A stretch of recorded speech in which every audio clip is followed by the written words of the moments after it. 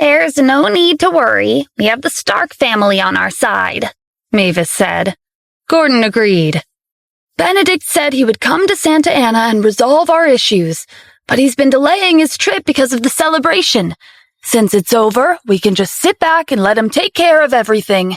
With Benedict on our side, why should we be afraid of those creditors? 30 years ago, Benedict had a bloody battle in Santa Ana and made a name for himself. Everyone feared him, Mavis explained. That's why there's nothing to be afraid of. I'll call Benedict right now and invite him to Santa Ana. Gordon informed Benedict of the current situation, and he said he would rush to Santa Ana and arrive by tomorrow. The next afternoon, Benedict arrived in the city as he'd promised. His first destination was the Haynes family's villa. He was dressed in a suit, looking refined and gentlemanly as he fiddled with 2 steel balls. His subordinate, Lawrence, who appeared to be around 60 years of age, followed him closely. Benedict sat at the head of the table. Gordon, prepare a small room and nail wooden planks over the windows. The door can't be too big. It would be best if it's tightly sealed so that the wind can't pass through. What is this room? Benedict held up a hand, and Gordon got the hint. I'll prepare the room right away. Michael, take care of it. Michael brought his daughter, Sophia, along. After the small room was arranged in the courtyard, Lawrence and Benedict's other subordinates pushed an iron cage covered with a black cloth towards the room. Michael and Sophia couldn't see inside the cage, but occasionally they would hear a low growl that resembled a ferocious beast. Lawrence noticed their curiosity and gave them a warning. I advise you to stay away from the cage. They're dangerous. There's no telling what will happen if you provoke them. Michael and Sophia cautiously distanced themselves from the cage. Benedict's subordinates pushed the cage in front of the room. The door to the cage and the room were opened at the same time. Lawrence slowly lifted the black cloth. Michael and Sophia paled when they saw what was inside. 2 burly men, standing 6 feet tall, bared their teeth. Their nails were sharp, and their eyes were sinister. The 2 savages entered the small room under Lawrence's lead. Once they were inside, he locked the door. Don't be so startled. They're known as the Twin Ghosts, and they've been with Mr. Benedict long before I became his subordinate. They've never once lost a battle. I've heard about the Twin Ghosts. We should prepare a feast for them, Michael said. No need. They only eat raw meat and drink blood. They can't be eating human flesh and drinking human blood, right? Michael asked nervously. Congratulations, you got it right. They haven't eaten for 7 days. Since we're in Santa Ana, we should prepare a hearty meal for them. As soon as Lawrence finished his sentence, a howl sounded from within the room. Their cries grew in intensity, and the door began to shake. Michael and Sophia were afraid that the room would collapse. Be patient, Lawrence called out. When Mr. Benedict makes his move, he'll let you have a taste of Santa Ana's delicacies. The Twin Ghosts quieted down. Michael and Sophia put some distance between themselves and the room. If the Twin Ghosts were hungry enough to break out, they would become their first meal. The rest of the Haynes family was waiting in the hall. They heard a rumble coming from the room at the back of the courtyard. What's going on? Was there an earthquake? Gordon asked. Benedict leisurely took a sip of tea. It's not an earthquake. The Twin Ghosts are hungry. You've invited them to our house? I'll ask the chefs to prepare a meal for them. They're our guests, after all. The Twin Ghosts only eat human flesh and drink human blood. Do you have any of that to offer? Benedict replied. The Haynes family fell silent at the revelation. It was simply too dangerous to have guests like that inside their house. Benedict's voice snapped them out of their thoughts. Gordon, there's no time to lose.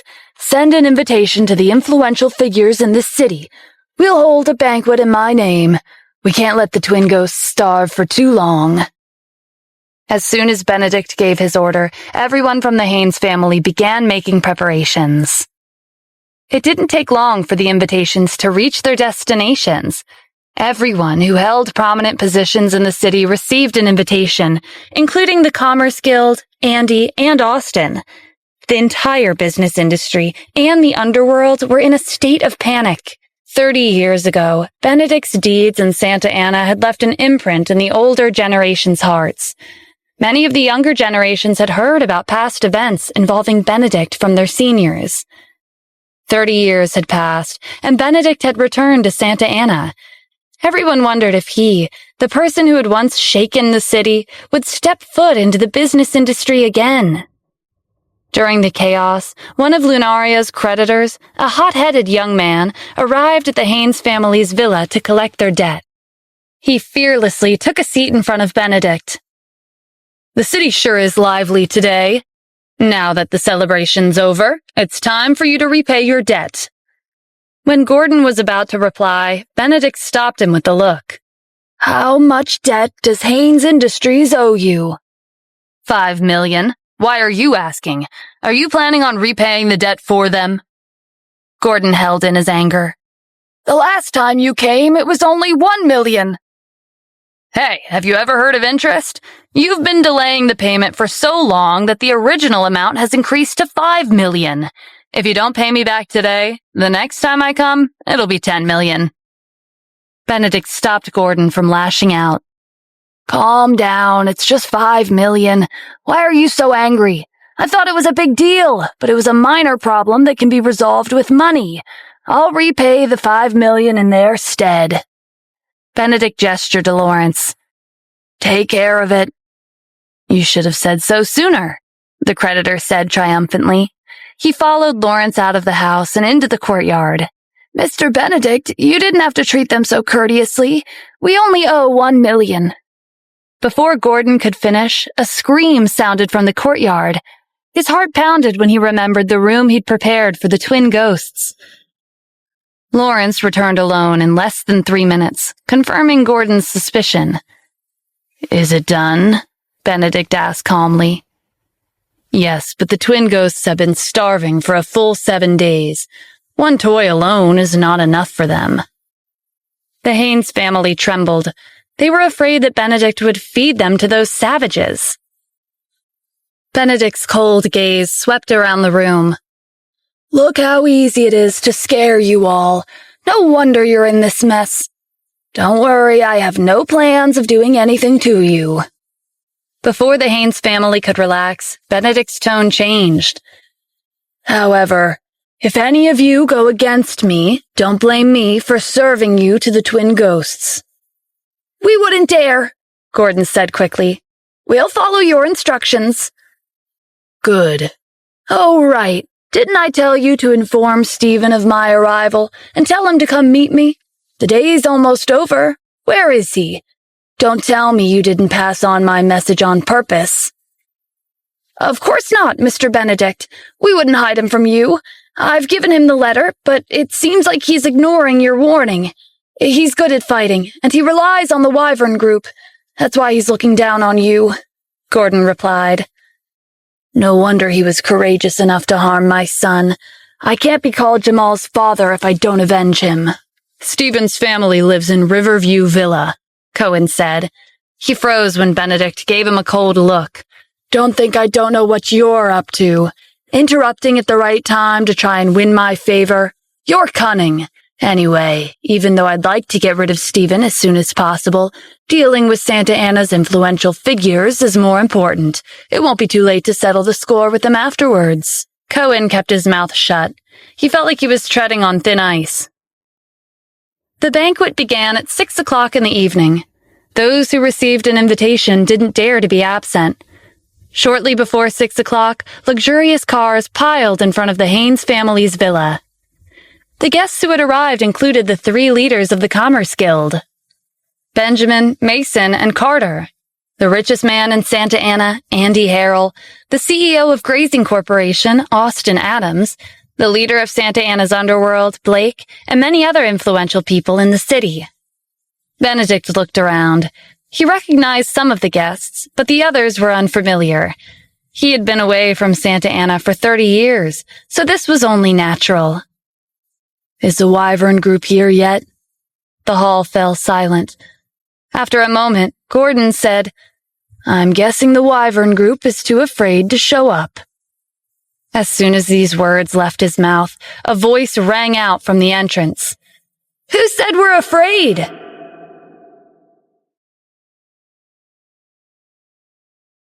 Everyone turned to the entrance in unison.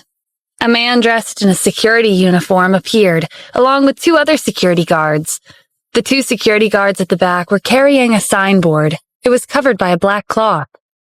The security guard in the lead was none other than the assistant director of the security department, Tony. "It's good that you're here. If you didn't show up, I would have thought of you as cowards," Benedict said. "Judging from the way you're dressed, you're not Mr. Lucero, correct?" "You have a good eye," Tony said with a smile. "I am indeed not Mr. Lucero." "If you're not Mr. Lucero, are you the mysterious owner of the Wyvern group who works behind the scenes?" "I'm afraid that you're not qualified to have the owner of our company pay you a visit. My name is Tony, and I'm the assistant director of the security department at the Wyvern group." As soon as Tony finished, Benedict slammed his hand on the table. It shattered upon impact. Everyone was stunned. Benedict had most likely achieved a perfect body in terms of physical strength. Gordon spoke up. "The Wyvern group is going too far. They've only sent a minor security guard to attend the banquet. It's obvious that they're looking down on us." He signaled to the villa's staff. "Restrain them." Tony held up a hand. "Wait, I'm the assistant director of the security department. I'm among the top executives. Why are you calling me a minor security guard?" "It doesn't matter what you say. A security guard will always be a minor position. If you want to blame someone, blame your boss for sending you here for your death," Gordon said. Tony laughed. "What a pity. My boss specifically told me to personally deliver the gift that he meticulously prepared. From your attitude, I don't think that's necessary anymore." Benedict was intrigued. "The owner of the Wyvern group prepared a gift for me?" "That's right." Tony pointed to the signboard that was covered with a black cloth. "This is it.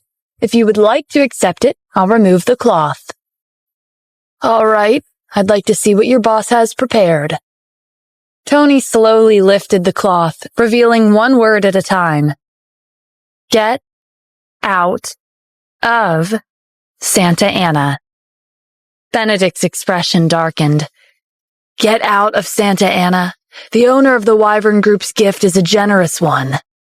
He stood up and stomped the ground. It caved in by half an inch. "Mr. Benedict, since he's given you such a generous gift, let's return it to him," Lawrence suggested. Benedict nodded. Lawrence's figure blurred as he rushed forward. Just as he was about to smash the signboard with his fist, one of the security guards holding it up appeared in front of him. His speed was on the same level as Lawrence's, and he held his ground against his attack. The security guard was the ex-soldier, Reese. In terms of strength, Lawrence and Reese were on par with one another. Neither of them could advance a single step. When they reached the staircase, Lawrence was forced to take a step back. Even though Reese had retired from the army, his strength was not any weaker than it used to be. "I didn't expect a mere security guard to be this strong," Lawrence said. Benedict had watched the exchange closely. Lawrence was his subordinate, so he was aware of his capabilities. Lawrence had failed to push the security guard back, which was a telltale sign of his strength. Relying on Lawrence alone to take care of these 3 security guards wouldn't be possible. Benedict was skilled in talking his way out. "Enough. This is supposed to be a banquet. There's no need for violence. Go back and tell the owner of the Wyvern group that I will accept his gift, and I'll visit him after the banquet is over." "In that case, we'll take our leave," Tony said. Benedict watched the 3 of them leave with murderous intent in his eyes. "I didn't think they would be so bold as to provoke me. Looks like the younger generation has forgotten what I'm capable of during my time away from Santa Ana." He looked around the room. "I know what you're all thinking. It may seem like there's nothing I can do for the Wyvern Group, but you've made a mistake. I'm not one to be trifled with." "Besides his superb martial arts skills, he also has the twin ghosts on his side," Gordon added. "I presume you've all heard of them?" The younger generation didn't have much of an impression, but the older generation, like Andy, Benjamin, Mason, and Carter, were familiar with them. The twin ghosts were savages, and they only feasted on humans. They had once wreaked havoc on Santa Ana's streets and splattered the pavement with blood. The twin ghosts' howl sounded from the courtyard. They resembled a tiger descending the mountain to hunt for food. Everyone exchanged nervous glances. "I came to Santa Ana to re-establish the position of the Stark family. I'm aware of how powerful the Wyvern Group is, but with me here, it's only a matter of time before they disappear from the city." The Haynes family took pride in Benedict's confidence. Although the Wyvern Group had just taken a jab at Benedict, the twin ghosts were notorious for their brutality. No one would dare to provoke them. There were rumors that back then, no one in Santa Ana could match up to the strength of the twin ghosts.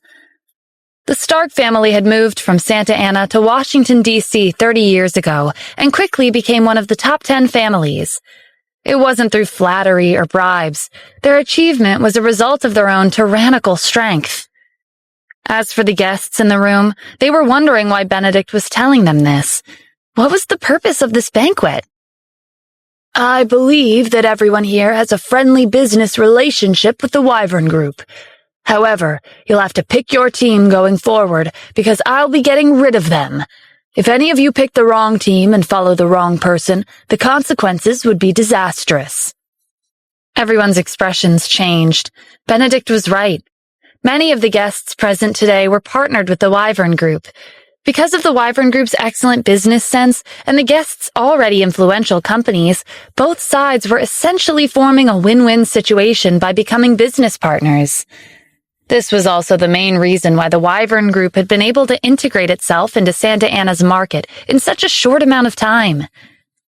Adding on the mysterious background of the Wyvern Group, it wasn't strange for them to be ranked alongside the elite families and top enterprises in the city. Many corporate groups had even taken the initiative to seek commercial dealings with the Wyvern Group. Benedict took a sip of tea. "I know that for many of you, this is a difficult choice to make, and that's fine. Today, I will help you make the right decision. Those who are on my side come to the left." Silence filled the room. Seeing that everyone was hesitating and dragging their feet, Benedict added, "I'll give you 3 minutes to decide. If you can't make up your mind after 3 minutes have passed, then I'll take it as you become our enemy." "Can I be neutral?" one of the business owners asked. "That's not a bad suggestion. Being neutral means that you won't be offending me, but you also won't be cooperating with the Wyvern Group. Your idea is creative. I appreciate it. Since you want to be neutral, then please take a break in the courtyard. This matter has nothing to do with you now." Lawrence extended his hand. "Please follow me." The business owner was thrilled at having found a loophole. Together with Lawrence, they headed to the courtyard. Several guests in the room were planning on doing the same and declaring themselves neutral, but they stopped short when they heard a scream coming from the courtyard. The sound of tearing flesh followed, sending a chill down the guest's spine. "Does anyone else want to remain neutral?" Benedict asked, without a trace of emotion in his voice.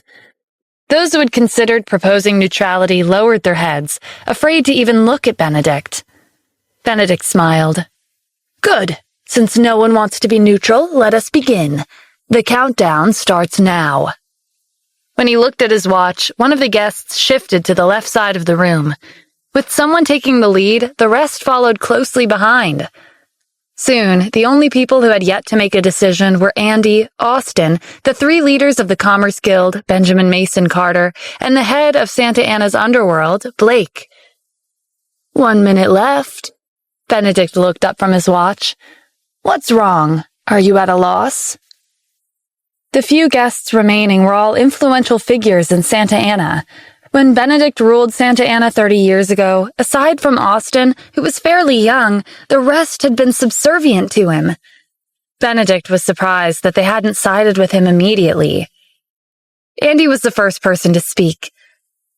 Mr. Benedict, you don't have to wait. I've already made my decision. I won't be siding with you. The 3 leaders of the Commerce Guild expressed the same opinion. Our decision is the same as Mr. Andy's. Same here. I won't be siding with you either, Austin said. I'll make the same decision as the Commerce Guild, Blake said. Benedict was displeased when they chose to stand against him. Have you all forgotten what I'm capable of? Did you forget the methods I used 30 years ago? Or are you planning on testing my capabilities? Mr. Benedict, it's true that you were unrivaled in the city back then, and the twin ghosts were a symbol of fear, Andy said.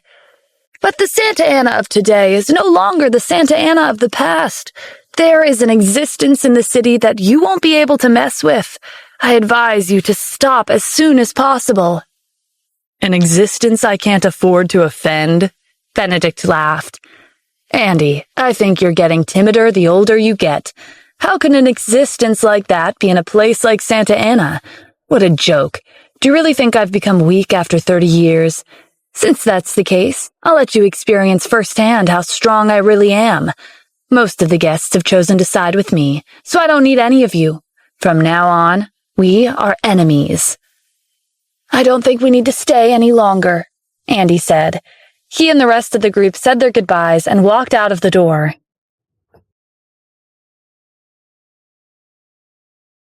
Andy, Austin, the 3 leaders of the Commerce Guild, and Blake strode out of the house.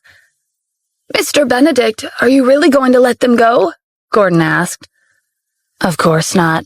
Anyone who looks down on me, I won't let them off. Andy, Austin, Benjamin, Mason, Carter, and Blake. None of them will be spared. We'll start with the purging of the business industry and the underworld and make them into an example for the rest of the city. Do you have a plan in mind? The twin ghosts have been cooped up in a room for a while. It's time to let them out and let them go on a walk. Lawrence, release them. Our first target is Blake. Understood, Lawrence said. He headed to the courtyard. At midnight, Blake was hanging out at a bar. After he left the Haynes family's villa, he remembered the unsettling sounds coming from the courtyard and decided to have a few drinks to get it out of his mind. Blake was unaware of the 2 savages standing outside. Their shadows twisted and snaked on the pavement under the moonlight. The twin ghosts walked into the bar. The receptionist looked up. Just as he was about to greet them, he saw their frightening appearance. He was so startled that he couldn't get the words out. The twin ghosts didn't say anything as they turned and walked down the corridor. They opened the doors to each private room, searching for the man who they were targeting. The guests inside went into a frenzy after their encounter with the twin ghosts. A waiter who was passing by chanced upon one of these encounters, and he ran to Blake's room to inform him. Blake, not good. Monsters are here. What are you panicking for? What monster? What nonsense are you spouting? It's true. Several guests have already been eaten by them. The uneasy feeling from earlier washed over Blake. Were they really monsters? Yes, they look like savages. Blake immediately realized the severity of the situation. Damn it, the twin ghosts are here. Tell everyone to escape from the bar. The door flew open, interrupting him mid-sentence. The twin ghosts loomed over the doorway and howled. The young ladies who were accompanying Blake had never seen anyone like the twin ghosts. They screamed and ran to a corner of the room. Their cries attracted their attention. The twin ghosts walked over and picked them up with one hand. Then they began to devour them. Blood splattered on the walls from their wild and violent actions. When they finished, they tossed their meal aside and turned to Blake. What do you want? Blake was skilled, but he wasn't confident that he could beat these 2 savages. The twin ghosts didn't say anything. They simply stretched out their claws and reached for him. Blake dodged them and ran to the side, but the twin ghosts were faster. They appeared in front of him. Their speed was hauntingly similar to a real ghost. With a swipe of their claws, Blake's neck was severed from his body, and blood spurted. The twin ghosts demolished Blake's body before leaving the bar with his head in his hand.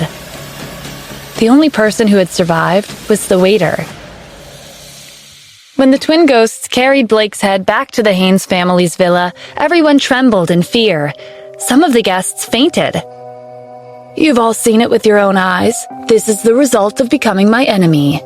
Benedict narrowed his eyes. "I bet you're all wondering who's next. I think Andy is a good choice. He's the wealthiest person in Santa Ana. Using him as an example will do well for my reputation." "Andy holds a high status in the city," Gordon said. "If you kill him, I'm afraid his death will attract the attention of the entire city. That won't be good for us." "What you say makes sense." Blake was the head of Santa Ana's underworld. His death would at most be reduced to a territorial dispute. But if someone like Andy, who held such prestige and wealth in his hands, were to die, the city would definitely investigate his death until the end. Things would become difficult if the local government were to get involved. "Mr. Benedict, I have an idea. Would you like to hear it?" Cohen asked. "Go ahead." "Andy has a granddaughter named Tanya. He loves her dearly. She's also known for her beautiful face. If we capture her..." Benedict chuckled. "You're very smart. That's a great idea. The twin ghosts love to play with women. Since there's someone like her in the city, of course, I'll have to let them have a good time with her.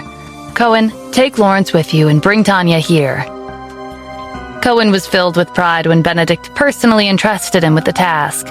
With Lawrence as his shield, he was capable of so much more.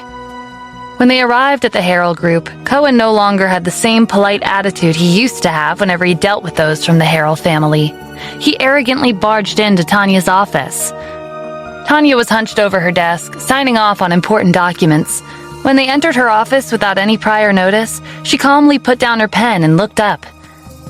"Mr. Cohen, what is the meaning of this?" "Miss Tanya, I'm under orders from Benedict. I'd like to invite you to my home as a guest of the Haynes family." Tanya was young, but she knew about Santa Ana's recent history like the back of her hand. She had been following Andy around and helping him with this company for a long time. He had told her a while back about what Benedict had done 30 years ago in the city.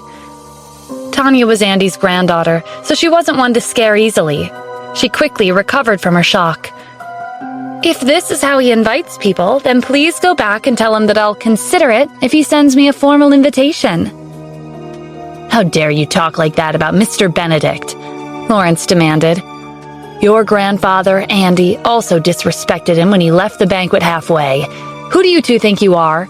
This is how Mr. Benedict does things around here. You don't have the right to refuse." "Miss Tanya, come with us," Cohen said.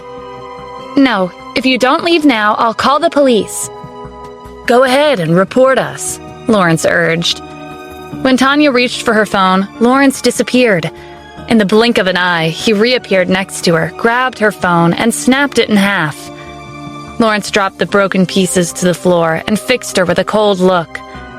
"I suggest you avoid forcing my hand." Tanya took a deep breath to calm down. "All right, I'll go with you." When they arrived at the Haynes family's villa, Tanya met with Benedict in the hall. "So, she's Andy's granddaughter. She is certainly beautiful." Tanya ignored his lustful gaze. "May I ask why you invited me here?" "Your grandfather, Andy, is a stubborn old man. He looked down on me and chose to side with the Wyvern group. I brought you here to force your grandfather to submit to me." "You want to get rid of the Wyvern group? If that's the case, then I advise you to stop what you're doing as soon as possible. Otherwise, you'll regret it. This is an existence in the Wyvern group who you can't afford to offend." "Even a little girl like you is saying that. When I was in Santa Ana 30 years ago, no one dared to stand in my way. I don't believe things have changed that drastically. No one would dare to disobey me. However, you two keep mentioning this mysterious existence. I'm curious as to who you're referring to." "Mr. Benedict, how should we deal with her?" Lawrence asked. "She's high-quality goods. We'll leave her for the twin ghosts. After they're fed, they'll work even harder to serve me." "Understood." "Gordon, give Andy a call. Tell him that his granddaughter is here and that we're planning to offer her up to the twin ghosts. If he's smart, he'll come over right away." Gordon did as he was instructed. Andy paled when he found out that Benedict had kidnapped Tanya. Tanya was Bradley's sister, and he'd doted on her since they were young. He was so angry that he rushed to the door. "That bastard! I have to save her!" Andy called out to him and stopped him from leaving. "Hold on. What can you even do? You won't be able to save her. If you head over recklessly, you'll only be throwing your life away." "Then what should we do?" Bradley asked anxiously. "She'll die once they hand her over to the twin ghosts. We can't let her suffer like that. Grandpa, why don't we call the police?" "Absolutely not. If we call the police, I'm afraid that Tanya will meet her end sooner." "Are we just going to watch Tanya die?" "There's nothing we can do. The only way is to get him involved." At the Wyvern group, Tony was chatting with Stephen and telling him about the banquet at the Haynes family's villa last night. "It's a shame you weren't there. You didn't get to see Reese and I flaunting our skills. When the signboard came out, even Benedict's expression changed." Reese nodded. "I was wondering how strong Benedict would be after hearing the rumors, but in my opinion, he's just bluffing." "I agree, Mr. Adams. If you went, you would have been even more imposing than us. Frankly, I think the Haynes family was blind to have driven you and your wife's family out." Stephen laughed. "I'm the director of the security department. If I attended the banquet personally, wouldn't they misunderstand that our company thinks highly of them? You two already gave them more respect than they deserve." The security department burst into laughter. Stephen distributed the team's patrol schedule and headed to the top floor of the building. There was no one around, so he walked right into the CEO's office. Dennis rushed over the moment he saw him. "Mr. Adams, something big has happened. Benedict is in the city, and the first thing he did was host a banquet at the Haynes family's villa. He forced every influential person in the city to make a choice. Everyone sided with him except for Andy, Austin, the Commerce Guild, and Blake. Shortly after midnight, Benedict sent the twin ghosts to kill Blake, and the underworld is in chaos because of his death." Stephen groaned as he took a seat on the couch. "It hasn't even been that long since the celebration. Everyone in the city now knows that the commander-in-chief is in the city, but Benedict pretended like I didn't exist and caused a commotion as soon as he came." "What are you planning on doing, Mr. Adams?"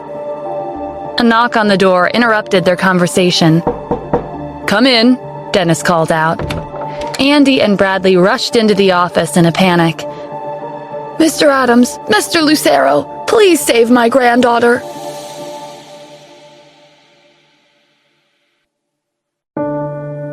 Stephen was confused when Andy and Bradley rushed into the office with anxious looks on their faces. He turned to Dennis for an explanation. "Andy called me and said it was an emergency, so I asked him to come," Dennis explained. "I see. Andy, don't be in such a hurry. Take a deep breath and talk slowly." "Thank you, Mr. Adams." Bradley supported Andy as he explained the situation. "Benedict kidnapped my granddaughter, Tanya, and threatened that he would offer her up to the twin ghosts. This happened because I chose not to side with him. He's doing this to get back at me. Please help her, Mr. Adams. She'll die if the twin ghosts get their hands on her. After the celebration, I retired and planned to return to my hometown and lead a peaceful life. I didn't expect Benedict to suddenly threaten my family. If it weren't my granddaughter's life that was at stake, I wouldn't have bothered you with this request." "Sure, I'll take care of it." Stephen didn't have a good impression of Tanya, but she was innocent. Moreover, the moment Benedict set foot in Santa Ana, a storm of blood and gore swept the city. Everyone was anxious. It would be best to handle this as soon as possible. Andy and Bradley were relieved when he agreed to help them. Stephen thought for a moment. "Dennis, Jaden's still in Santa Ana, right?" "Yes, he'll be returning to the army tomorrow." "In that case, I'll let him have a good workout before he leaves." Dennis was excited at the thought of Jaden being in action again. Among the 4 great generals, Jaden's temper was the most explosive, and he possessed extraordinary strength. He was so strong that there were rumors that he wasn't human. At the Haynes family's villa, Benedict was growing impatient when Andy didn't show up. "It's been 30 minutes. Is Andy not coming? Looks like he doesn't care about his granddaughter. Since that's the case, let's just hand her over to the twin ghosts. That's a good idea. After waiting for so long, the twin ghosts must be starving. As if on cue, as soon as Lawrence finished his sentence, a howl sounded from the courtyard. Tanya felt a chill run down her spine. Miss Tanya, I believe you've heard them as well. The twin ghosts are looking forward to meeting with you. Unfortunately for you, you're worthless to your grandfather. Lawrence grabbed Tanya's arm and pulled her out of the house. He took her to the small room at the back of the courtyard. Tanya trembled at the thought of being shoved in there. Miss Tanya, we're here. After you go in, don't struggle, because it's useless. Don't worry, I'll tell them to be gentle with you. Tanya tried to struggle free, but Lawrence's grip was too strong. Just as he was about to open the door, a voice sounded behind them. Don't you know how to treat women with respect? What a disgrace. Lawrence turned around. A well-built man was leaning against a tree. He was one of the 4 great generals, Jaden. The second their eyes met, Lawrence let go of Tanya and rushed forward to restrain him. With a casual flick of his wrist, Jaden picked Lawrence up and slammed him into the ground. Cracks formed on the concrete. The twin ghosts howled louder after hearing the commotion outside. Lawrence lay on the ground, coughing up blood. Jaden ignored him and headed straight for the room. He crushed the lock and walked in. A moment later, a violent struggle sounded from inside. After around a minute, Jaden walked out in one piece and wiped the blood that had splattered on his face with the back of his hand. That was disgusting, he muttered. Tanya took a cautious step back. She felt like she'd just left a wolf's den and entered a tiger's den. Jaden walked in front of her. He tilted his head slightly and grinned. Don't be afraid. I'm one of the 4 generals who serve as the commander-in-chief. I'm here to rescue you. Tanya let out a sigh of relief. Did he tell you to save me? Jaden chuckled. Don't misunderstand. The commander-in-chief is not interested in you. Tanya was a little disappointed, but when she looked up at Jaden, her heart skipped a beat. Although he was wild, unruly, and brutal, he was kind of attractive. Wait, what was she thinking? Tanya covered her face with her hands. Jaden was dumbfounded by her reaction. Miss Tanya, it's time for us to leave. Inside the Haynes family's villa, Benedict scanned the crowd and smiled. I believe the twin ghosts have eaten their fill. I'm sure all of you are curious as to what they look like. I'm in a good mood today, so I'll make an exception and bring everyone over to see for yourselves. Benedict took the lead and left the house, heading to the courtyard. The Haynes family and the guests followed him in fear and curiosity, but mostly fear. It was only yesterday when the twin ghosts devoured the guest who had suggested remaining neutral. At around midnight, they killed the head of the city's underworld, Blake, and today, Tanya was their offering. With Benedict's ruthless personality, any one of them could be the twin ghosts' next meal. When they arrived, they were startled to see Lawrence on the ground with blood trickling from the corner of his mouth. His body trembled uncontrollably. He had no strength to get up. The door to the small room had been left open, but the twin ghosts were silent. A broken lock was in front of the door. Benedict had a bad feeling about all this. He walked over to the room and peered inside. Because of the dim lighting, he couldn't see the situation that well. Cohen stepped forward and turned on the flashlight feature on his phone. The inside of the room lit up. The twin ghosts were dead, and their bodies were in a mangled state.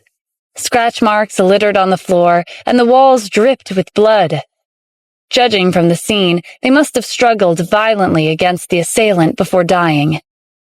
The Haynes family and the guests couldn't believe their eyes. The twin ghosts were rumored to be invincible. It was even more difficult for Benedict to accept their death. If the culprit had been able to take down the twin ghosts by himself, how terrifying was their strength? Benedict was reminded of Andy and Tanya's warnings. They had repeatedly advised him to stop what he was doing because there was an existence in Santa Ana that he could not afford to provoke. Now that he was faced with the twin ghost's death, he realized the danger he was in. Benedict hurried out of the room and crouched next to Lawrence. Who did this? Lawrence was still in shock from his encounter with Jaden. He opened his mouth, but no words came out. He could only make clumsy gestures with his hands. Benedict was confused. He couldn't understand exactly what Lawrence was trying to say, but he did grasp the message that he had to escape. I have to get out of Santa Ana as soon as I can. It's getting late, but I'll be leaving before midnight. Mr. Benedict, are you leaving? Gordon was anxious because their family was relying on Benedict. If he left so suddenly after antagonizing the influential figures of the city, their family would not have had an easy time after his departure. If I don't leave now, I'll just be waiting around for my death. Keep your guard up for now. Once I get back to Washington, D.C. and figure out the situation, I'll come back again. Benedict's subordinates carried Lawrence away, and soon, all of them, including Benedict himself, left the Haynes family's house without wasting a second. They were headed to the airport. Andy and Bradley were relieved to see that Tanya was all right when Jaden brought her to the Wyvern group. Tanya, come here and thank Mr. Adams. If it weren't for him, I'm afraid I wouldn't have had a chance to see you again. Just as Tanya was about to open her mouth, Stephen waved his hand. There's no need for that. Benedict was a threat to the city. I would have dealt with him either way. You just happened to be there by chance. Since Tanya had returned safe and sound, Andy no longer had a reason to stay at the Wyvern group. If there's nothing else, my family and I will take our leave. Stephen nodded. After exiting the office, Andy noticed that Tanya seemed reluctant to leave. She kept glancing back every 3 steps. Let's go, Tanya. They're out of our league. I'll find someone else and set up a date for you. Tanya shook her head. It's fine. I'm not interested. Andy let out a long sigh. From the window in the CEO's office, Stephen watched Andy, Tanya, and Bradley get into their car and drive off into the night. I wonder what kind of expression Benedict had when he found out that the twin ghosts were dead. Do you think he'll come after me and take his revenge? Dennis laughed. He wouldn't dare. I just received news that he and his subordinates left the Haynes family's villa right after witnessing the scene. He should be on his way to the airport right about now. Jaden was standing off to the side and muttering under his breath. The twin ghosts were a disappointment. They couldn't withstand a single blow. I wonder how strong Benedict is. Apparently, the twin ghosts weren't enough for him. The moment Benedict arrived in Santa Ana, he instilled fear into the city. And now he wants to leave? I don't think so. Santa Ana isn't some kind of amusement park. Everyone can visit, but not everyone can leave. Dennis grinned. Mr. Adams, you're incredible as always. You predicted that Benedict would run back home, and even told Rosalind and Zachary to wait for him on the way to the airport to block his escape route. The climax of the show's coming up. We're the main actors, so we can't just sit back and watch. Dennis, Jaden, come with me. Let's go meet this Benedict, the man who ruled Santa Ana 30 years ago. Jaden perked up from the side. Dennis was equally excited. Late in the evening, several Mercedes-Benz sped down the highway towards the airport. Benedict was in the car at the center. From time to time, he would turn around and look out the back window to see if anyone was chasing them.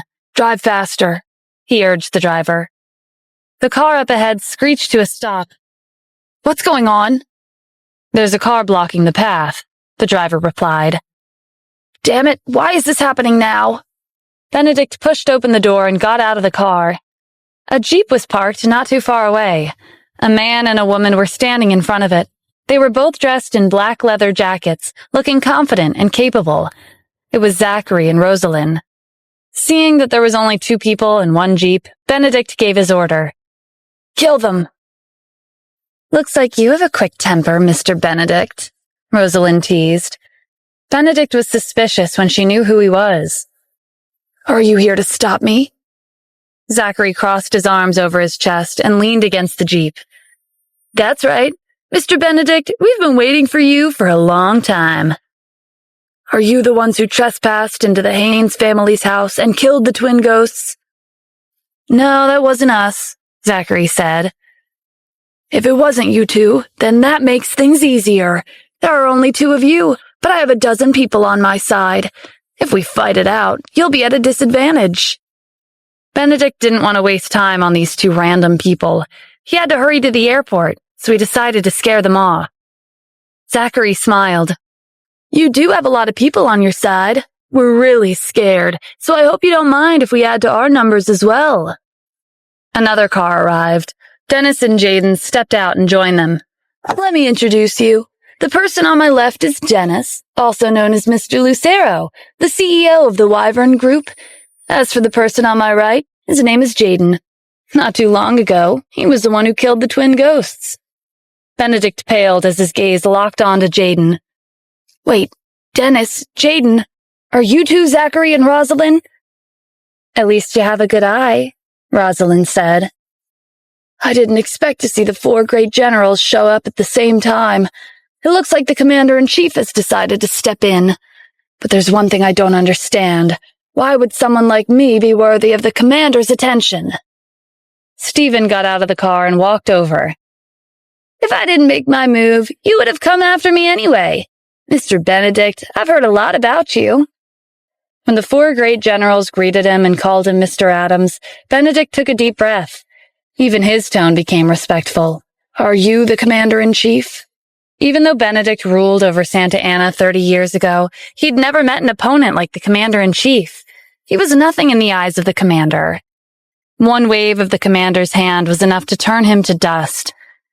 Yes, that's me. I'm the commander-in-chief. But I also have another identity. I'm Kim Cassidy's husband, the thorn in the Haynes family's side. My name is Stephen Adams. You're Stephen? Benedict sucked in a breath. Last night, during the banquet, Andy, Austin, and the Commerce Guild and Blake had decided that they would rather die than side with him. At that time, he couldn't make sense of it. But now he understood. They knew Stephen's true identity. No wonder the Wyvern Group was so powerful. A terrifying existence was behind them. Stephen glanced at Benedict. I've heard you've been helping the Haynes family out of their crisis, so you've been trying to track me down ever since you came to the city. Am I right? Benedict broke out in a cold sweat. I wouldn't dare, Mr. Adams. If I knew you were the commander-in-chief, I wouldn't have stepped foot in Santa Ana. But you've already set foot in the city, and your hands are covered with blood. Stephen's tone was casual and light, but to Benedict, it sounded like a death sentence. Benedict's knees went weak, and he dropped to the floor. I must have been confused. Please be generous and spare my life. I could be generous if you want me to be, but you'll have to leave something behind. Otherwise, you'll be paying with your life. After you came to Santa Ana, 3 people, either directly or indirectly, died because of you. Benedict's mind raced, and finally, an idea came to him. Mr. Adams, I'm part of the Stark family in Washington, D.C., and I have over $30 billion in assets to my name. I can give all of that to you. What do you think? $30 billion was all that Benedict had left. Once he handed it over, he would go bankrupt. But as long as he was able to keep his life, it didn't matter how much he had to give up. Stephen had a troubled look on his face. Since you're being so sincere, I guess I'll have to agree. But I don't have much time. If the money doesn't reach my account within 10 minutes, you'll be leaving your life in this city. Of course, Mr. Adams. Benedict wiped the sweat from his forehead and immediately gave his family a call. He requested their financial personnel to convert all of his assets to cash and transfer them to Stephen's designated bank account. Rosalind confirmed that the $30 billion had been transferred and gave Stephen a thumbs up. Mr. Benedict, you sure are swift and decisive when you put your mind to it. When you return to Washington, D.C., remember to lay low and keep your nose out of the family's business. Also, don't come back to Santa Ana. Benedict heaved a sigh. He had managed to keep his life. I understand, Mr. Adams. The incident made the headlines on the morning news. According to the articles, Benedict was cruel and committed atrocities in Santa Ana. The commander-in-chief took matters into his own hands and wiped the floor with them. Benedict begged for his life and voluntarily handed over $30 billion of his personal assets to the commander-in-chief, who then deposited the money into Santa Ana's financial accounts. Everyone was delighted that Benedict was no longer in the city, and they were thankful to the commander-in-chief for chasing him away.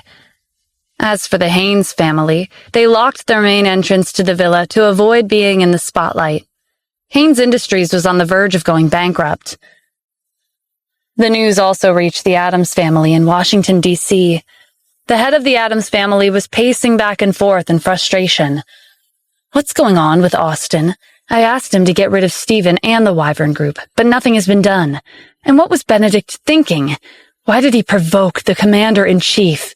He was sent back with his tail between his legs, and he even lost all his assets. With him gone, it'll be difficult for us to gain control of Santa Ana in the future." One of the Addams family's subordinates, Felix Addams, spoke up. "This is a good opportunity for us. Sanson Corporation has withdrawn from Santa Ana, and people like Andy Harrell have retired. Santa Ana's market is empty again. If we intervene, we could kill two birds with one stone."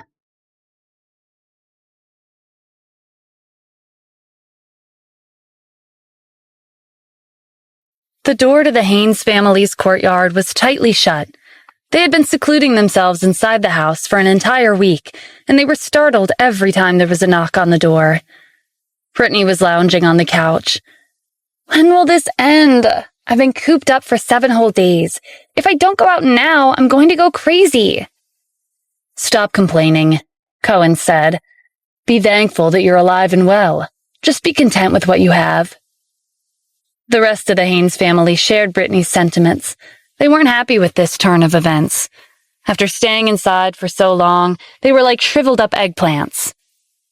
As the head of the Haynes family, Gordon took it upon himself to reassure them. "Everyone, bear with it. The city hates Benedict for what he's done. Now that he's gone, they're too afraid to go against the Stark family, so our family has become the scapegoat. If we all hold on a little longer and endure a little more, we'll be out of here before we know it." "That's easy for you to say. How long do we have to stay here?" Gianna asked anxiously. Even Mavis was worried. "All of us have been staying inside for the past week. Haynes Industries hasn't been able to operate as usual. If we keep this up, our company will disappear soon." "If I had to blame someone, it would be Stephen," Megan said. "This is all his fault. If it weren't for him causing trouble everywhere he went, we wouldn't have ended up like this. If Kim had divorced that useless husband of hers, we could have pushed this debt onto her." Mark sighed. "It's not like we haven't tried to get them to divorce. The problem is that Kim always disagrees.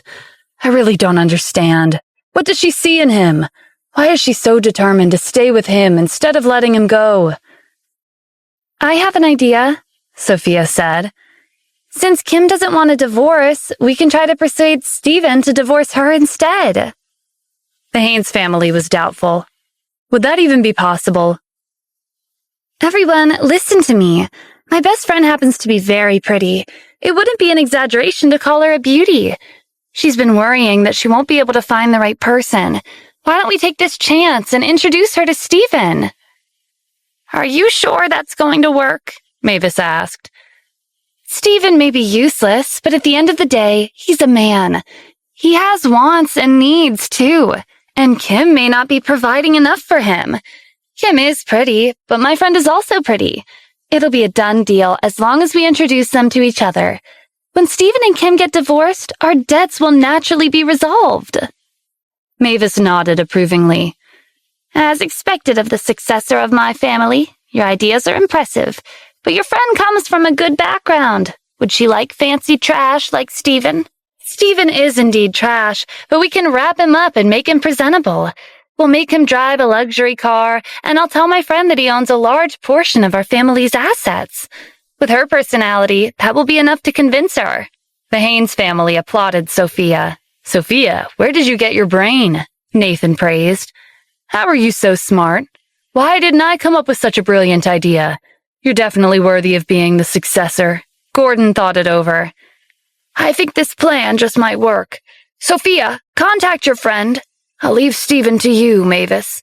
You're good with words, and you're an elder. If you have a talk with him, he'll have to listen to you." At this time, Dennis was giving Stephen an update on Santa Ana at the Wyvern Group. "After Benedict ran back to Washington, D.C. in a hurry, the city started celebrating. Some people even set off fireworks. That's how much they hate him. In addition, the $30 billion that you extorted from Benedict will be deposited into the city's financial accounts. It will be used for the benefit of the city. I believe this also made the headlines, so your reputation in Santa Ana has been going up ever since. Anything else? After Sanson Corporation left, Andy and Austin retired. Santa Ana's market is empty again, and many people have their eyes set on it. That's exactly what's happening, Mr. Adams. Recently, the city has brought in a lot of capital. It's obvious that they're advertising the fact that the market is empty. When Dennis finished explaining, he found Stephen staring at him with a thoughtful look on his face. Did I say something wrong? No, everything you said was correct, but I'm curious. This is the first time I've heard you talk about economics. You never understood it. Did you pick up a thing or two after pretending to be a CEO for so long? Dennis ran a hand through his hair, feeling embarrassed. Jasmine actually told me about it. Stephen nodded in understanding. I see, so that's how it is. She has incredible foresight when it comes to business. It was a good decision to recruit her as the vice president. According to the reports in the area, the Adams family is one of the causes of this surge in capital in the market. There are rumors that they've taken over Grazing Corporation. Is that so? I want to see just how much of an impact they can make in Santa Ana. While the two of them were chatting, the phone on the desk rang. Dennis smiled in amusement after answering the call. Your grandmother-in-law from the Haynes family is here to visit. She wants to meet with you. With Benedict's departure, they've become the target of public criticism. It makes sense for them to come to look for me. Although I didn't expect her to show up in person. Since she took the time to come all the way here, meeting with her is the least I should do. If I refuse, other people might think I have no respect for the elderly. Dennis, let's finish our conversation later. Tell her to meet me at the security department. Stephen strolled into the security department and greeted Mavis with a smile. The Haynes family had cut ties with Kim's family, so he could ignore her altogether, but he wanted to see what she was planning. Mavis was also pretending to be friendly. She'd always looked down on him, but there were no traces of that attitude now. Stephen, I finally got to see you. I missed you. I knew you were working at the Wyvern Group, so I came to pay you a visit. Stephen took the initiative to pour her a cup of tea. You're too kind, Grandma. Have some tea. As the saying goes, nothing ventured, nothing gained. I'm sure you're not here for a casual chat. Mavis hadn't expected him to call her out so quickly. He was getting smarter. Yes, you're right. I came here for a reason. Before she could explain, Stephen gave her a nod. I understand. Okay, there's a simple solution. The Wyvern Group has strict requirements on the age of new employees. We don't accept anyone over the age of 60. However, I'm an excellent employee of the company, and I have a good relationship with the CEO, Mr. Lucero.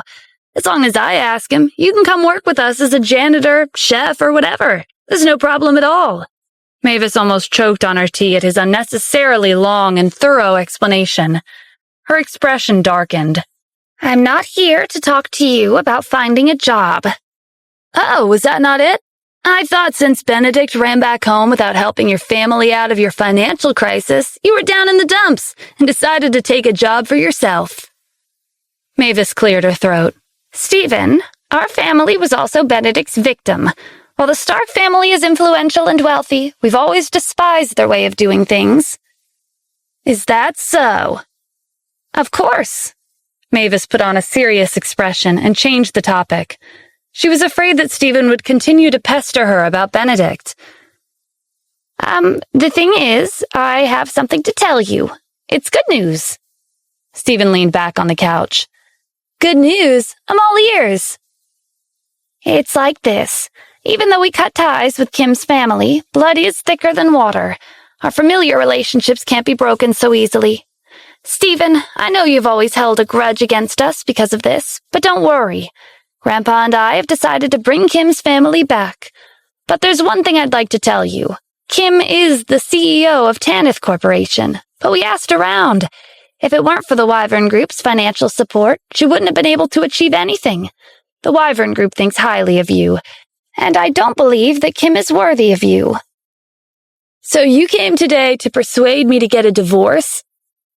Stephen, that's not what I meant. I know you and Kim have a good relationship, but compared to her, who relies on others to accomplish her goals, your future is limitless. What I'm trying to say is, I'll introduce you to someone. Rest assured, she's definitely better than Kim. Just go out and meet her. If you enjoy spending time with her, you'll understand why she's a better choice. Stephen laughed. You're telling me, a married man, to go out on a blind date? Of course, if you don't want to, I won't force you, but I'm giving you this suggestion with your best interests in mind. Since you went out of your way to arrange everything, it would be rude if I were to refuse. I'm fine with it, but I'm not sure if that girl would agree. Don't worry, I've already spoken to her. You'll be meeting her at a restaurant for a meal. Remember to take the Mercedes-Benz S-Class. Dress up and leave a good impression on her. Got it, Stephen said. After jotting down the time and place for Stephen, Mavis didn't go home right away. She sat in her car outside the company, standing guard. It wasn't until Stephen drove away in the Mercedes-Benz S-Class that Mavis finally sent a message to the rest of the Haynes family. Sophia was at the restaurant with her best friend, Elaine. They were the only ones here, and Elaine had ordered an entire table of expensive food and drinks. Sophia was short on money because of the recent situation. She was worried that she would have to pay for today's meal. Elaine, are you sure you can finish all of this? What are you afraid of? Didn't you tell me he's rich? We can ask him to settle the bill, Elaine said nonchalantly. Well, I guess you're right. Sophia's mind was racing. Elaine was coming off really strong, even though this was only the first date. What if she scared Stephen away? While Sophia was at a loss, Stephen, who was dressed in a casual outfit, walked into the restaurant. With a head of 5 feet 9 inches and an amazing body, Elaine couldn't tear her gaze away from him. Sophia waved him over. Stephen, you're here. Have a seat. Let me introduce you. This is my friend, Elaine. Elaine, this is Stephen. I've mentioned him to you many times before. You talk about me that often? Stephen asked, pretending to be surprised. Yes. Anyway, I'll leave the two of you alone now. I don't want to be a third wheel. After Sophia left the restaurant, Elaine called out to the waiter and ordered more expensive dishes, including abalone, goose liver, and caviar. Stephen gave her an amused look. Are you sure you want to order that much? Do you have enough to pay the bill?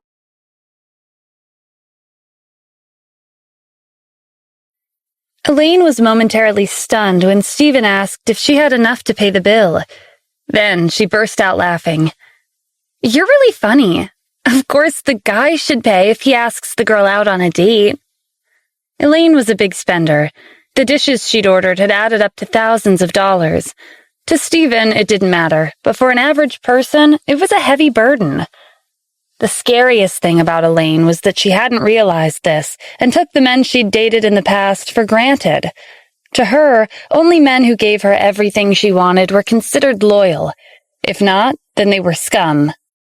If the man's salary was less than $3,000, she would demand that he must earn at least $10,000 a month. He also must have a house, a car, and savings. As a result, Elaine's previous admirers weren't that serious about chasing after her and winning her heart. They would often stop when they were halfway there. After all, when you're trying to scratch off a lottery ticket and all the numbers were revealed except for the last one, but you haven't won yet, there's no need to go any further.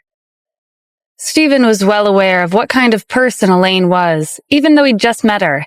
He didn't comment on paying the bill. Instead, he smiled and said, I had a small lunch, so I'm hungry. Why don't we eat before chatting? Stephen didn't hold back. He picked up the tableware and dug in. Elaine propped her chin up with her hand and stared at him. To be honest, you're quite handsome, even when you're eating. But this is our first meeting, and we don't know much about each other. Stephen looked up from his food. Yes, you're right. I'm too impatient. You're handsome, but I'm not a superficial woman who cares about your outer appearance. Of course, personality's important too, Stephen replied. Elaine shook her head. No. What I mean is, have you bought a house yet? Stephen shrugged. No. Elaine was filled with doubt. Didn't Sophia tell her that he was rich? Why didn't he have a house of his own? This was completely different from what she'd heard. Sophia must have lied to her. As soon as the date was over, she would head over and have a long talk with her. You don't even have a house. What right do you have to date? Where did your confidence come from? Elaine thought for a moment. You should at least have a car, right? No, I did drive here, but it's not my car. What a waste of my time. Elaine stood up and grabbed her purse, ready to leave. Wait, Stephen called out. I thought you were different from the other girls I'd met. I didn't expect you to be like this. Elaine scoffed and waited for him to continue with an attitude of, Please begin your performance. I will quietly watch while looking down at you. I was too naive. Did you really think I couldn't afford a house? Elaine felt a glimmer of hope. She broke into a smile and sat back down. Sorry, I didn't mean to sound so harsh before. Stephen stabbed a piece of abalone and shoved it into his mouth. After chewing slowly and swallowing, he put his fork down. To tell you the truth, I can't afford a house, and I also can't afford a meal like this. Go pay the bill. You're ridiculous. Elaine picked up her purse and headed to the door. When she passed by the cashier, the waiter called out to her. Excuse me, miss, your total is $11,000. Elaine frowned and gestured to her and Stephen's table. The man who's eating at the back will come over later to settle the bill. I'm sorry, miss. He's already left. Before leaving, he said you wanted to pay the bill. What? Elaine turned around. Their table was empty. Where did Stephen go? How did he sneak past her? She cursed and reached into her purse for her credit card. She felt bitter when she thought about how she was going to spend over $10,000 for a meal. Elaine was in a bad mood after leaving the restaurant. She walked down the street aimlessly, as if she'd lost her soul. Stephen drove out of the garage and saw Elaine walking on the side of the road. He stopped next to her and rolled down the window. Get home safe. Let's not meet again, he called out. Then he rolled up the window and drove away. It took a minute for Elaine to realize that it was Stephen. She chased after him, but she couldn't catch up. To make things worse, she was wearing heels. While she was running, her heel broke and she sprained her ankle. Elaine sat in the middle of the street in a very pitiful state. Just then, she received a call from Sophia. Elaine, how's the date coming along? Elaine was furious. You're all liars. Don't let me see you again. Sophia was confused when she hung up on her. What's going on? Mavis asked. I don't know, but I think something happened. Sophia and Mavis headed to the restaurant and asked the waiter for an explanation. That bastard, Stephen, I think he did this on purpose. Mavis rolled her eyes. If you ask me, I think your so-called best friend was the one who did this on purpose. She ordered a meal that was worth more than $10,000 on their first date and tried to make him pay for it. Your friend was useless. Because of her, it'll be hard to persuade Stephen to go on a blind date again.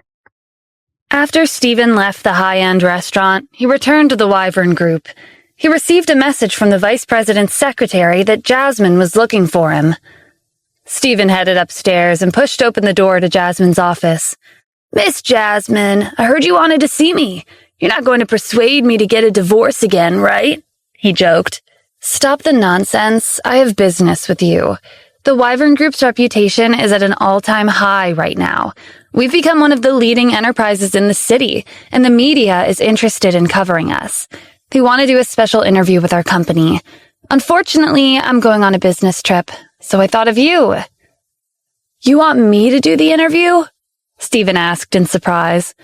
Logically speaking, an exclusive interview at the municipal TV station required a lot of thought. It had to be taken seriously. At the very least, Jasmine should be asking someone from the upper management. He may be a director, but he was still a security guard. What Stephen didn't know was that Jasmine had her own selfish motives. Ever since they went to purchase the factory together last time, her impression of him changed a lot. With the exception of his annoying mouth, he was actually quite skilled. No wonder Kim refused to let him go. Jasmine wanted to use this interview to give Steven some exposure and advertise his capabilities so that fewer people would look down on him. This would benefit Kim's reputation. "Is there a problem?" Jasmine demanded. "Didn't I tell you already? I'm going on a business trip.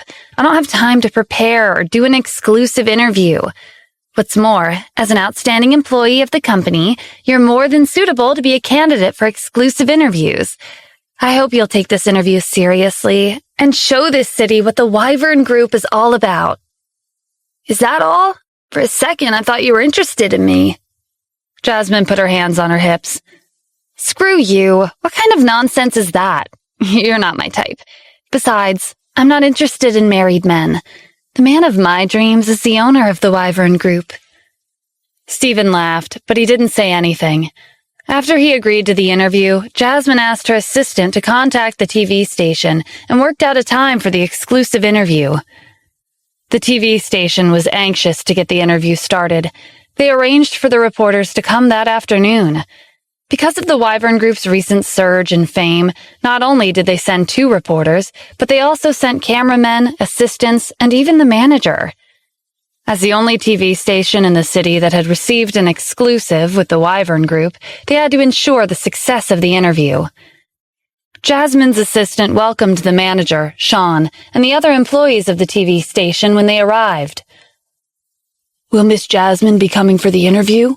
Sean asked. "I'm sorry. She's very busy with the company. She boarded a plane 1 hour ago for her business trip." "If it's not Miss Jasmine, could it be the CEO, Mr. Lucero?" From Sean's perspective, they were a TV station affiliated with the government. To match their level, the Wyvern Group must have sent someone of equal status. They should be at least at the vice president's level. If the vice president was on a business trip, then the only person left was the CEO, Mr. Lucero. "I'm very sorry. Mr. Lucero hasn't been at the company for the past few days." If it's not him, then... Sean had a sudden realization. Is it the owner of the Wyvern Group? The mysterious owner of the Wyvern Group, who worked behind the scenes, was a hot topic in the city. Whether it was Santa Ana's citizens or the business industry, everyone was curious about his identity. If Sean could get an exclusive interview with the owner, the viewership ratings would soar, and he would use this opportunity to make a name for himself. He might even receive a raise or a hefty bonus. He was planning to retire after one more term, but he might consider staying a bit longer if this were the case. "I think there's been a misunderstanding," Jasmine's assistant said. "Even Miss Jasmine hasn't had the opportunity to meet with the owner of our company." "It's none of the above? Just tell me who it is, then," Sean said in disappointment. "His name is Steven Adams, and he's the director of the security department at the Wyvern Group. He's an excellent employee. Not long ago, he was given a Mercedes-Benz S-Class for his outstanding performance." Sean frowned. "We're a municipal TV station, and you want us to interview a mere security guard? Are you looking down on us?" "Miss Jasmine selected him personally. Steven is a director, and he's an excellent employee. He's the best candidate for an exclusive interview." "Stop trying to trick me. The reason we took the time to come was that we thought we would be able to interview Miss Jasmine. A security guard is too low level. We can't accept this." One of the reporters standing behind Sean cut in. "Wait, what did you say his name was?" "Steven Adams." "Can I see his picture?" "Of course you can." Jasmine's assistant pointed to the wall. There were pictures of upper management staff and their titles. "That's Steven." The reporter grinned when she confirmed Steven's identity.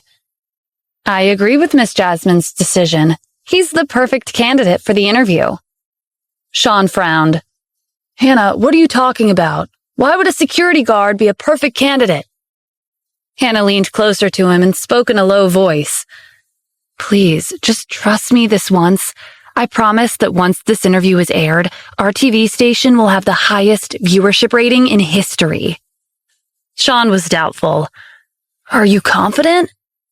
"Yes, let me explain." Hannah whispered her plan. Sean nodded in approval. "All right, looks like today's interview will be more interesting than I thought." He turned to Jasmine's assistant. "We accept, Please arrange an interview with Mr. Adams as soon as possible." "Sure, please wait a moment." Jasmine's assistant left to find Stephen. When Stephen arrived at the reception room, he was surprised to see Hannah. "Are you the reporter for the interview?" Hannah smiled. "Why are you so surprised? Are you happy to see me?" "I thought you would have quit your job already after what happened back then. I didn't think you'd still be here," Stephen replied. "Yeah, I'm still here, and I'm also a gold medal reporter." "Gold medal reporter, huh? You have no shame," Stephen said. Sean was standing nearby, and he overheard their conversation getting out of hand. He walked over and stood up for Hannah. "Hey, watch it. Don't slander her."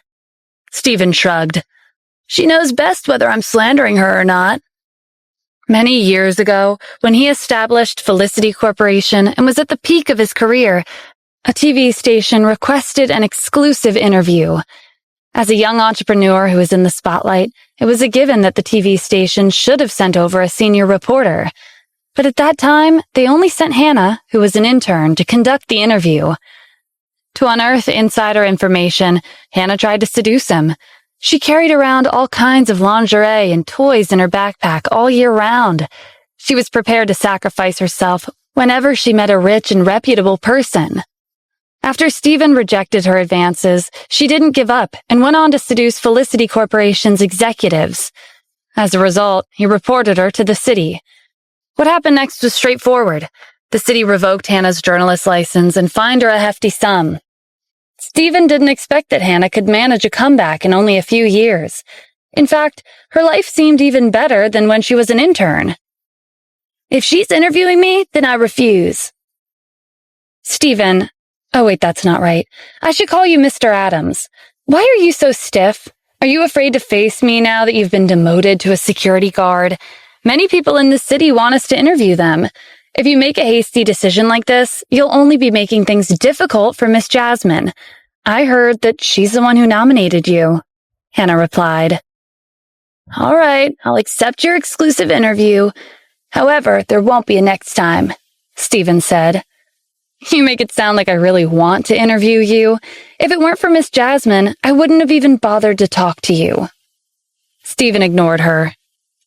Sean instructed the photographer to set up the camera. When all the equipment was in place, the exclusive interview officially began. Hannah asked the first question. "Mr. Adams, I'm sure you're aware that the Wyvern Group's predecessor wasn't the Klein Group. It was Felicity Corporation. As the person who established Felicity Corporation, it must be a new experience to work for the Wyvern Group as a small-time security guard, right?" "Yes, but being a small-time security guard has its perks. At the very least, I have the opportunity to be interviewed just like when I was a CEO. "You seem like you're in a good mood today. Did Felicity Corporation fall apart because you were framed?" "Yes, there were many reasons behind it, so let's not talk about that." Sean whispered into Hannah's ear. She nodded and continued with her next question.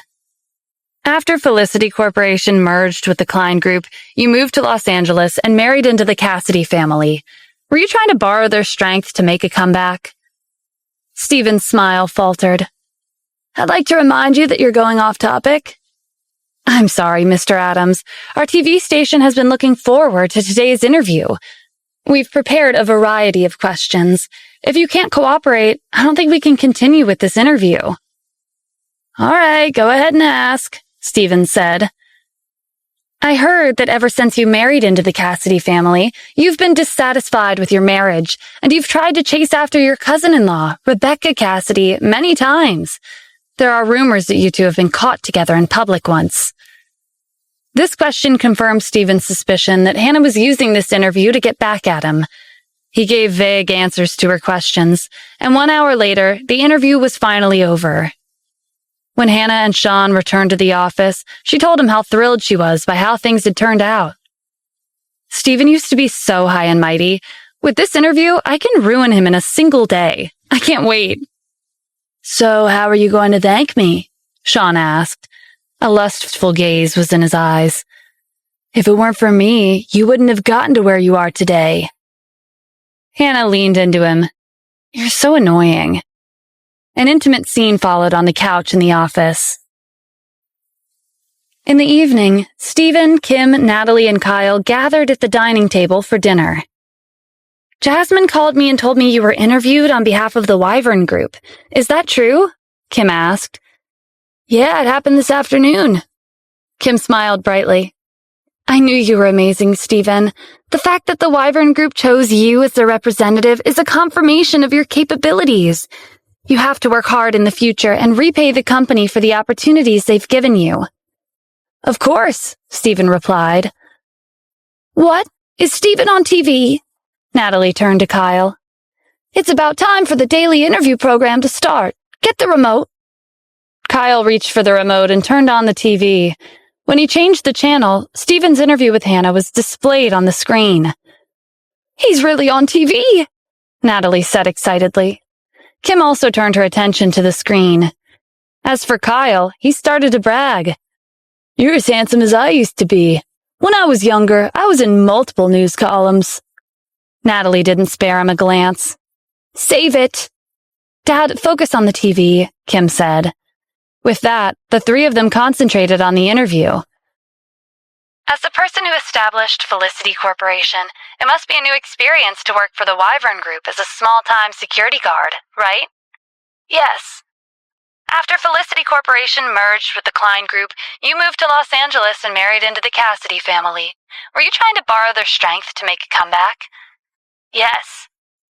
I heard that ever since you married into the Cassidy family, you've been dissatisfied with your marriage, and you've tried to chase after your cousin-in-law, Rebecca Cassidy, many times.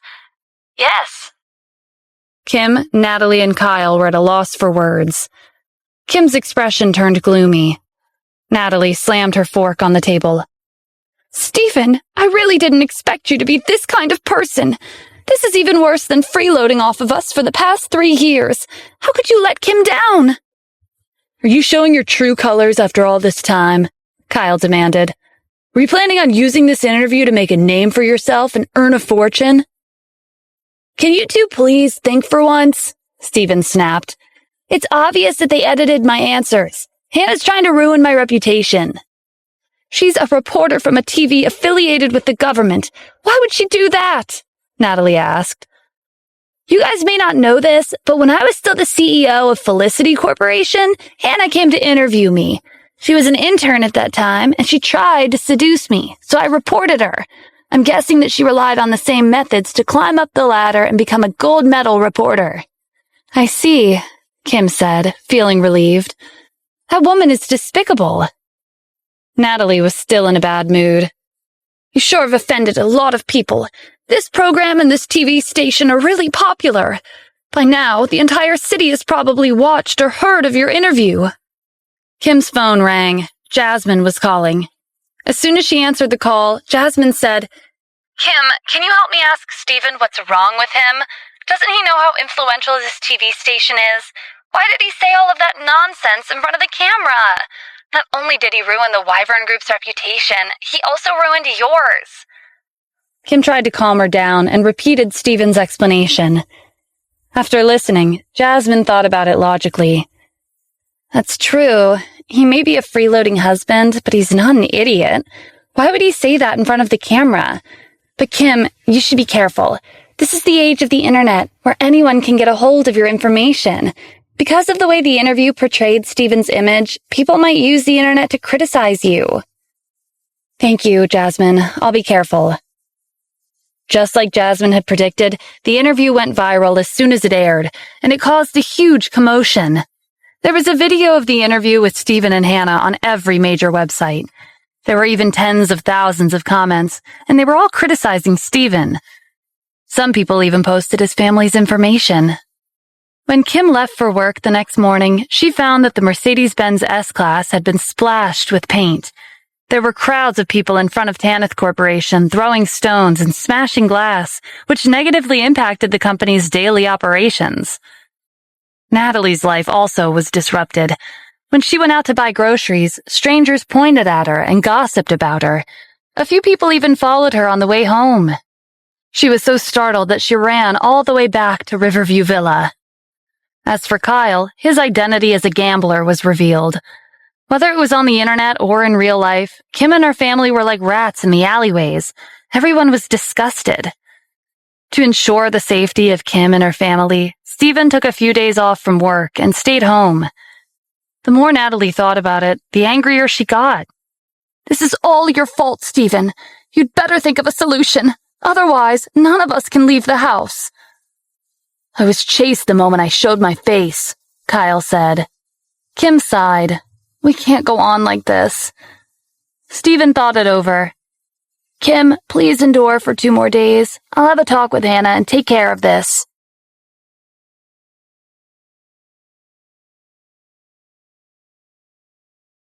Hannah found out from the internet that Stephen's family was being harassed and ridiculed both online and in real life, making it difficult for them to take even a single step out of the house. She gloated at her victory. Surely this was enough to make Stephen understand the consequences of almost ruining her life all those years ago. Hannah's ringtone snapped her out of her thoughts. There was an unfamiliar number on her phone's display. When she picked up, a cold voice sounded from the other end of the line. Hello? It's Stephen. I'll give you a chance. Deal with the aftermath you caused. Otherwise, don't blame me for being rude to you. I didn't think you would still remember my number. Seems like you had the heart of a pervert back then, but you didn't have the courage to give in to your desires. Unfortunately, it's been years since then. I'm thriving in my career, while you're only a security guard. You should give up. I'm not interested in you. It's easy for me to find anyone's phone number. Hannah, you'd better remember what I said.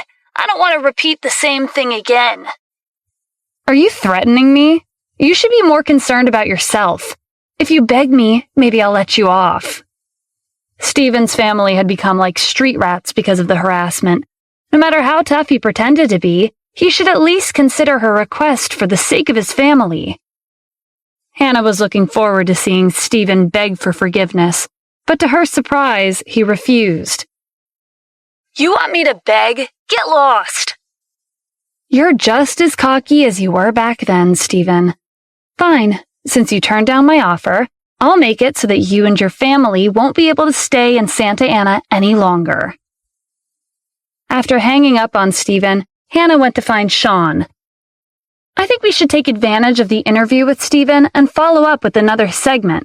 I'm positive that the viewership ratings will reach another new high. That's a good idea. After the interview was broadcasted, the entire city started talking and posting about it on the internet. I agree with your suggestion, but... Sean's eyes shifted to Hannah's chest. It's been a few days. You didn't quite satisfy me last time. Naturally, Hannah understood the hidden meaning behind Sean's words. She was pleased with herself. This was a normal reaction from men she'd gone to bed with. After one night, they would no longer be able to leave her because of her exceptional skills. Hannah pretended to slip, and her body went limp. She fell into Sean's arms, and once again, an intimate scene took place in the office. A follow-up broadcast was announced after the controversial interview with Stephen was aired. 5 minutes before the program began, the number of viewers steadily rose. It quickly reached 10 million viewers. Follow-up broadcasts were gimmicks that were commonly used by TV stations to garner attention and anticipation from the viewers. Kim and Natalie were no exception. A few minutes before the start of the morning broadcast, the two of them sat in front of the TV. Stephen had said that he would take care of it within 2 days. Hello everyone, I'm Hannah, the reporter who interviewed the not-so-excellent employee of the Wyvern Group, Stephen Adams. I believe that many of you have been looking forward to a follow-up broadcast after the exclusive was aired a few days ago. I'd like to give a special report on behalf of the viewers. Yesterday, after work, Stephen gave me a call and told me to apologize to him. He even threatened to touch me inappropriately if I didn't do as he said. I really don't know how such a disgusting person was deemed an outstanding employee of the Wyvern Group. I believe a company like the Wyvern Group will definitely conduct a thorough investigation of this matter and give Stephen his due punishment. He doesn't deserve to work at one of the leading enterprises in the city. As a righteous journalist, I will never back down from a threat like that. Following her passionate statement, Hannah released a recording of the conversation. Stephen listened intently. It had been tampered with and pieced together by editing. Natalie glared at him. "Is this what you meant by taking care of it?" "Stephen, did you really threaten her?" Kim asked. Stephen heaved a sigh. "There's obvious traces of the recording being tampered with. The audio clip's in several parts." Natalie frowned. "Either way, the problem is getting worse." A frantic knock on the door caught their attention. "What's going on?" Natalie asked. Stephen stood up from the table. "Maybe Dad's back? I'll get the door." After he opened the door, Kyle rushed inside and locked it. His clothes were splattered and dripping with a red liquid. "Stephen, didn't you say you were going to take care of it? Why did I get splashed with red paint the moment I reached the house?" "Is it that serious? Kim, you'd better not go to work today," Stephen said. "I can't do that. If I don't go, Tanith Corporation's operations will come to a stop. I've just taken over the company, and the number of clients is steadily going up. I can't let my efforts go to waste like this." "All right, I'll drive you to work." They opted for a non-luxury car to avoid drawing attention to themselves. When Kim walked into the lobby of the company, she found that someone had scribbled on her poster that was pasted on the wall. The receptionist had disappeared from the front desk. She was probably scared away. "This is getting ridiculous," Kim said in annoyance. "The internet is not immune to the law.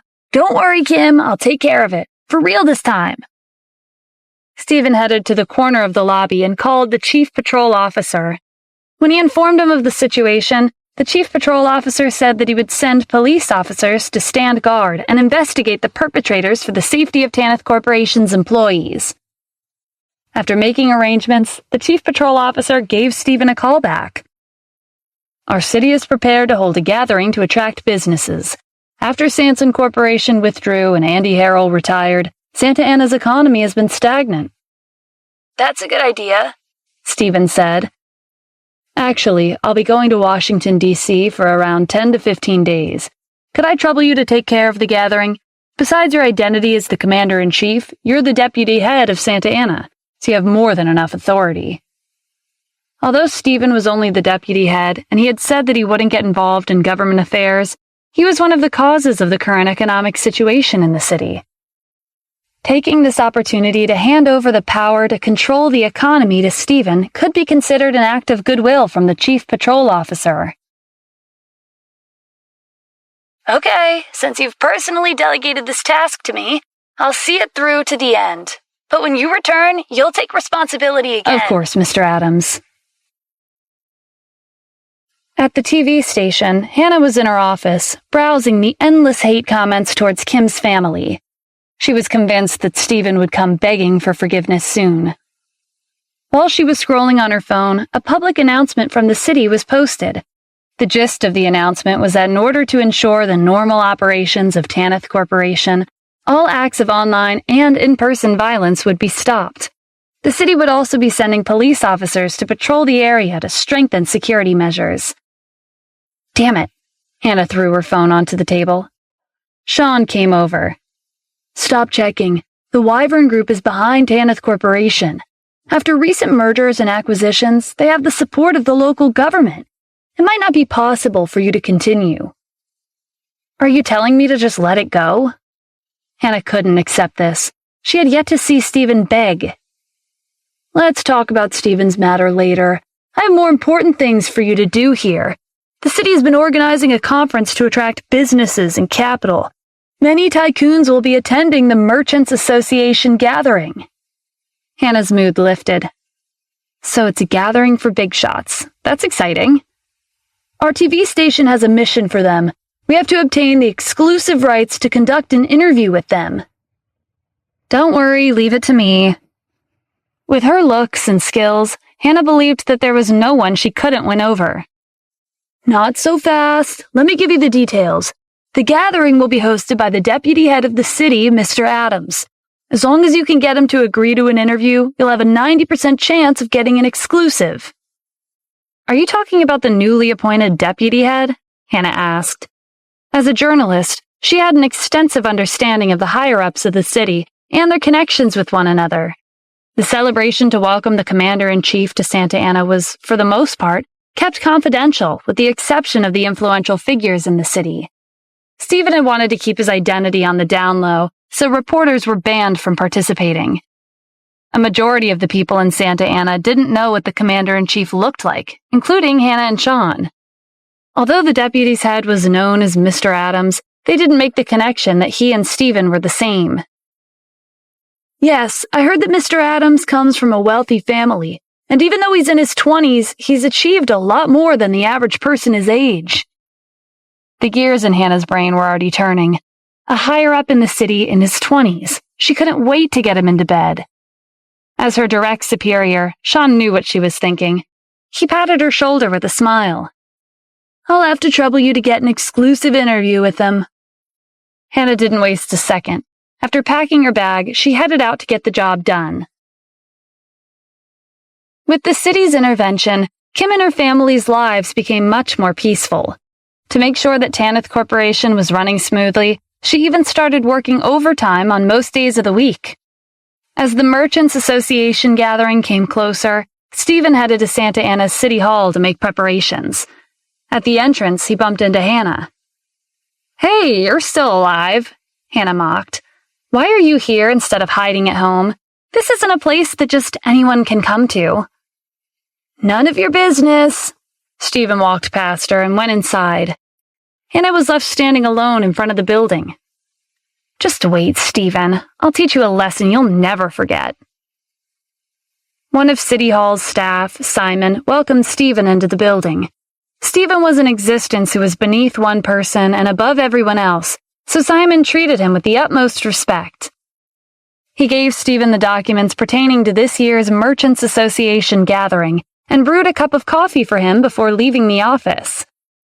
Just as Simon closed the door behind him, he received a message from his assistant. A reporter from a municipal TV station had come to request an interview with the deputy's head. Simon couldn't make the decision on his own, so he decided to consult Stephen. "An interview?"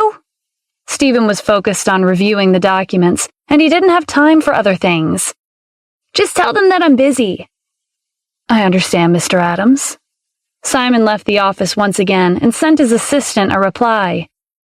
Hannah was disappointed when she was told that the deputy's head was busy. After some thought, she asked, "May I ask if Mr. Adams is working inside?" "Yes," Simon's assistant said. As long as the deputy's head was inside the building, Hannah was confident that she could win him over. As a veteran reporter for a TV station affiliated with the government, she had been in contact with many of the higher-ups who worked at City Hall. There was a back door for them to enter and exit during times when it wasn't convenient for them to show their faces. The back door was well hidden, so not too many outsiders knew about it. Since the deputy's head wasn't keen on showing his face, he would most likely exit through the back door after work. Hannah thanked Simon's assistant and pretended to leave. After some time, she returned and walked towards the back door. It was early in the morning, and it would be some time before the deputy's head got off work. Hannah was determined to run into him. While she was watching, she spent her time fixing her makeup. At 5 o'clock in the evening, her legs were beginning to feel numb from standing all day. There was still no sign of the deputy's head. Unbeknownst to Hannah, after Stephen reviewed 1/3 of the documents, it was already time to go home. He left the office and walked out of the building through the front door like everyone else. At some point, Hannah was tired of waiting. She stopped one of the employees who exited through the back door and asked him where the deputy's head was. "He left the office at 5, but he left through the main entrance, so you wouldn't have seen him if you were waiting here." Hannah wasn't discouraged. She decided to try again the next day. This time, she was smarter. She didn't wait at the back door. She waited in front of the main entrance. However, aside from her, who was the representative from a municipal TV station, the city's newspaper, the city's radio station, and others who were from municipal communication departments were also present. Compared to yesterday, Hannah felt immensely pressured. Stephen was looking over documents in his office at City Hall. There were many enterprises that would be participating in the Merchants Association gathering, and there would be no lack of capital. To avoid vicious competition and paper companies sneaking into the gathering, he had to carefully inspect every participant. Stephen couldn't be careless when it came to Santa Ana's economic development. This was also one of the reasons the chief patrol officer had given him this task. With Stephen in charge, those who wanted to use their connections to get into the gathering through the back door would have no choice but to give up. Decreasing the amount of corruption and nepotism would allow Santa Ana's economy to develop smoothly. When Stephen was halfway through, Simon walked in and brewed another cup of coffee for him. "Mr. Adams, there are a lot of reporters outside. They're from the city's TV station, newspaper, and radio station. They're here for an interview with you. Why don't you take some time to do an interview?" With so many reporters here, it would be difficult to keep them at bay. Stephen set down the documents in his hand. "It seems like the communications and news organizations in the city are very concerned about this gathering. You're right, I should accept an interview. If the reporters don't help us spread the news, the gathering won't receive enough publicity. I don't have much time, though, so I can't interview all of them. Let the reporters know that I only have 10 minutes to spare." "Which reporter would you like to interview?" Simon asked. Stephen recalled that he'd bumped into Hannah yesterday in front of the entrance to City Hall. She was probably here for an interview. "Someone from the city's TV station." "Understood. I'll make arrangements." Hannah was delighted when she was told that the deputy head had only accepted an interview with her. Under the envious gazes of the other reporters, she walked into the building with her head held high. At this time, Stephen was with the other higher-ups of City Hall. They were waiting for the reporter to arrive. Since Hannah wasn't here yet, Stephen had told them that he would be going to the restroom. When he reached the bathroom, a familiar voice called out to him. "Why am I always running into you? You bring bad luck with you everywhere you go." Stephen turned around. It was Hannah. She had a disdainful look on her face. "Aren't you being too bold? You have a talent for sneaking into all kinds of places. This is City Hall. It's not a place where anyone can enter. You used to be a CEO, but you're nothing more than a security guard now. Did you think you could avoid the criticisms by hiding in here?" "You're crazy. I can't be bothered to deal with you." Stephen went straight into the men's room. Hannah herself went into the ladies' room. She took out her makeup pouch and reapplied her makeup. Once she met the deputy head and won him over, she would make him lift the protection from the city and ruin Tanith Corporation. There would be nothing Stephen could do to help his wife. After Hannah was done with her makeup, she checked the bag that she always carried around with her. She hadn't left any of her items behind. She would take this opportunity and demonstrate her superb skills to the deputy head. When Hannah walked into the conference room, she was surprised to see Stephen sitting together with the rest of the higher-ups. What's more, he was sitting in the middle. "Stephen, why are you there? Get up and leave. You shouldn't be here." The other higher-ups were astonished by her reaction. When Stephen didn't say anything, Hannah continued. "Why are you just staring at me? I want to interview the deputy's head surnamed Adams, not you." Stephen glanced at Simon. "Is this the reporter from the city's TV station?" Simon cleared his throat awkwardly. "Miss Hannah, this is the deputy head, Mr. Adams." "What did you say? Is this some kind of joke?" But when Hannah saw the serious looks on Simon's and the other higher-ups' faces, she realized that she'd made a huge mistake. Her knees went weak. "Are you really the deputy head?" "Yes, I'm the deputy's head, surnamed Adams, who you keep mentioning. It seems like I've let you down since you're not satisfied with me sitting in this position. I've watched all of your recent broadcasts. You have a talent for framing people with relative ease and inciting online violence that disrupted my family's daily life. You say that you're the voice of justice and that you've exposed my ugly side, but let's hear another opinion." Stephen took out the original recording of his interview with Hannah. Compared to the broadcast on TV, it was clear that this recording was the original interview. "How dare you frame Mr. Adams?" one of the higher-ups demanded. The bureau chief in charge of the city's news was even more furious. "How did a reporter with no professionalism or ethics sneak her way into the city's TV station?" He called Sean to come over immediately. Upon learning Stephen's identity, Sean was so scared that he couldn't speak properly. He directed his anger on Hannah. "You actually dared to frame Mr. Adams? Did you do this on purpose? Are you trying to get me fired before my retirement?" Hannah was at a loss for words. Stephen turned to the chief of police, who was sitting nearby. "You can make a case out of this now, right?"